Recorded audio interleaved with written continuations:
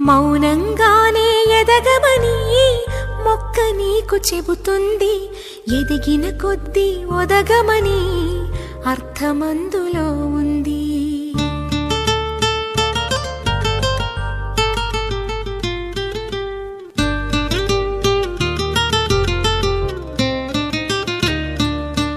మౌనంగానే ఎదగమని మొక్క నీకు చెబుతుంది. ఎదిగిన కొద్దీ ఒదగమని అర్థమందులో ఉంది. అపజయాలు కలిగిన చోటే గెలుపు పిలుపు వినిపిస్తుంది. ఆకులన్నీ రాలిన చోటే కొత్త చిగురు కనిపిస్తుంది. మౌనంగానే ఎదగమని మొక్క నీకు చెబుతుంది.